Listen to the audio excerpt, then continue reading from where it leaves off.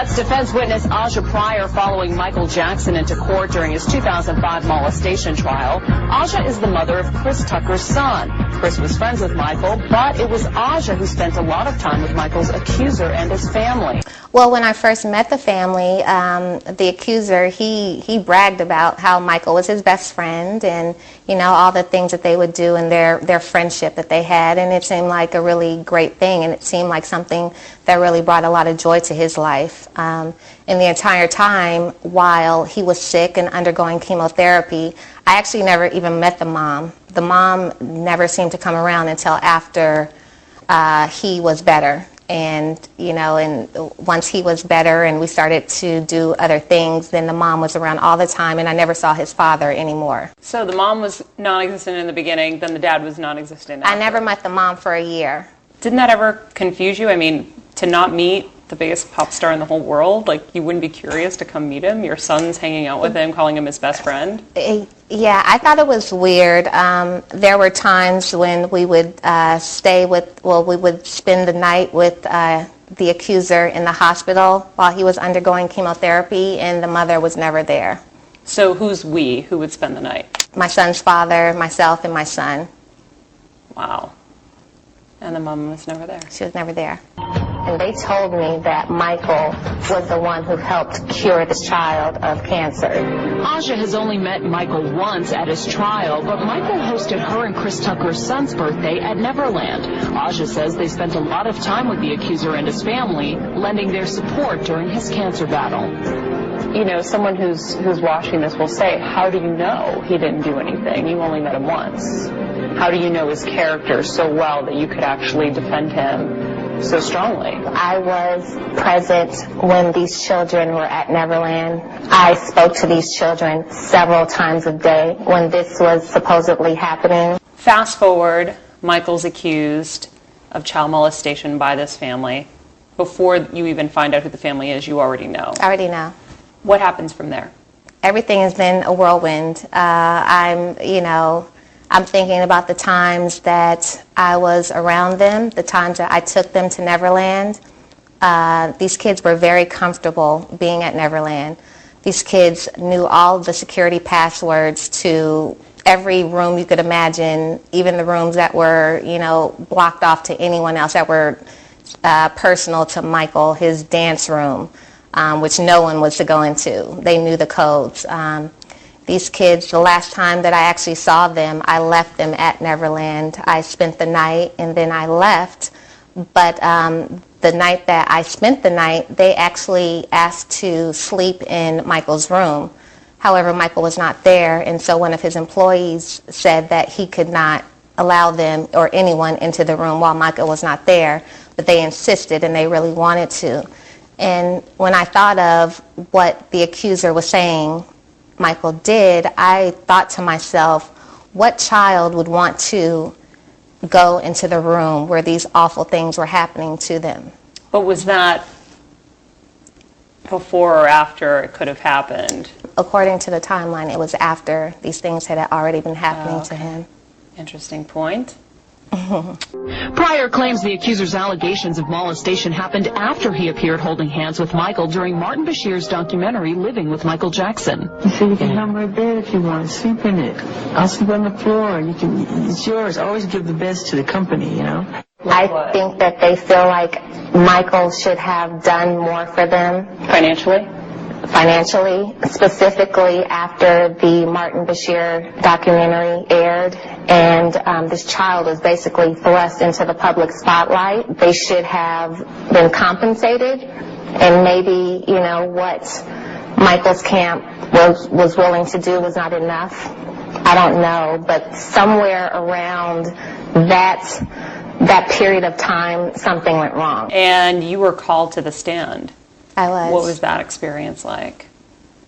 It was an emotional experience for myself. I felt betrayed by this family. I felt like they had taken someone who had really come to them in their darkest hour and who had really tried to be a friend, who had tried to show them support that they were not getting from their parents or from other family or whoever. And he tried to do so much for them. And they told me that Michael was the one who helped cure this child of cancer, just his love and his support, and that they were able, the same people who were able to say that they were capable of then turning their backs on him and making these just awful allegations for the sake of money or whatever it was just, I just felt really betrayed. Mm-hmm. What messages do you have for the accuser and his family? I don't know how they sleep at night, knowing that they accused someone who they called their friend and their family of the ugliest, most heinous things you can say about a human being. And it's time to finally stand up and do the right thing. He is an adult. He's always known that Michael never touched him. Michael never abused him. Feeling betrayed, Azya Pryor calls the accuser's 2003 claims that Michael Jackson molested him outrageous, saying, "Shame on you," demanding in this letter to the accuser and his family that they step forward and clear Jackson's name.